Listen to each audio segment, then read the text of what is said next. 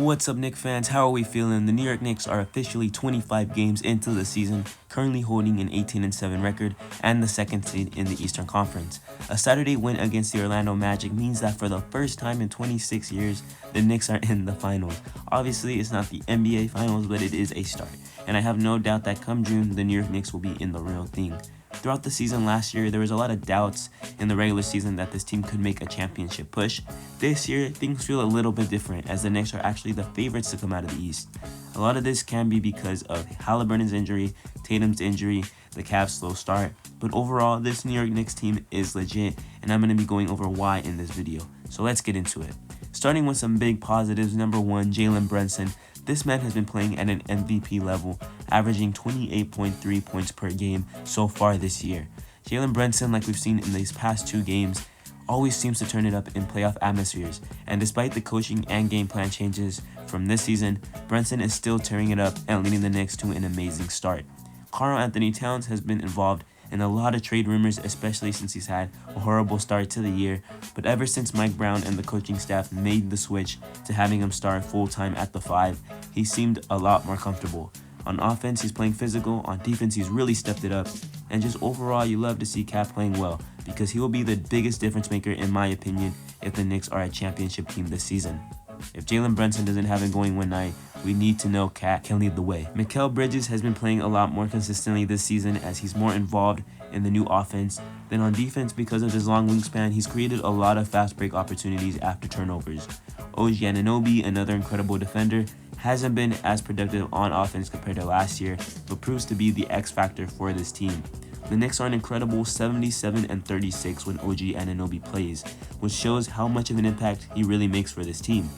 Then as for Josh Hart, he has been much better this season despite the finger injury, averaging 16.4 points per game as the starter. We are being reminded why he is still the heart and soul of this team. Looking at the bench, guys, there's definitely been some good and some bad. Miles McBride, before the injury, had been balling, shooting 44% from the three-point line. There's only 14 players in the entire league that shoot better than him, so it's been amazing to see the growth of Deuce. Landry Shamet as well before the injury was amazing. He had his 35-point career high, which is the sole reason why the Knicks made it to Vegas in the first place. He hit those two big shots against Dallas as well, and I can't wait to see the impact he can make in the playoffs if he can stay healthy.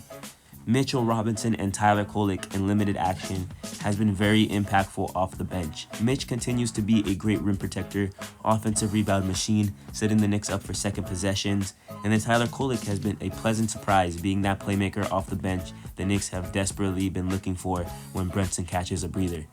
Now, two players I'm not entirely convinced with are Jordan Clarkson and Guerschon Yabusele, the two new additions acquired in free agency.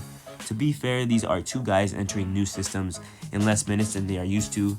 Whether they are here for the next playoff run or in the rotation isn't entirely certain, but it only takes one game for them to break out and get in a groove. We also need to talk about how much of an improvement it is with Mike Brown as a head coach. The starting group of Brunson, Hart, Bridges, Anunoby, Towns had a net rating of 3.3 last year, while this year it's at 21.5, so a huge improvement as Josh Hart has definitely been shooting better, which definitely makes the ultimate difference.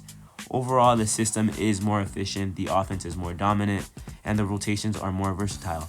Yes, the Knicks have benefited with an easier schedule to start the year, not having yet played any of the top teams in the league currently, like the Pistons, Thunder, Nuggets, Rockets, or Lakers.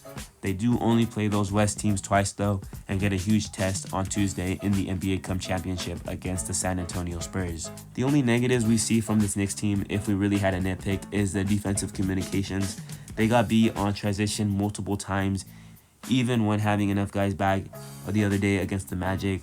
Guys would get open on switches, and so overall, just a more consistent job on defense would definitely go a long way in making this team more dominant. As I'm recording this video on December 15th means at any point from now till February, the Knicks can make a trade to bolster their roster. You gotta imagine a guy like Guerschon Yabusele is on the trade block.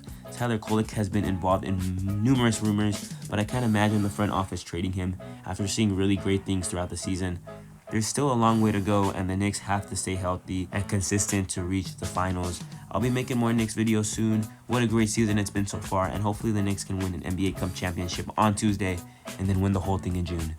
Thank you so much for watching, and let's go Knicks.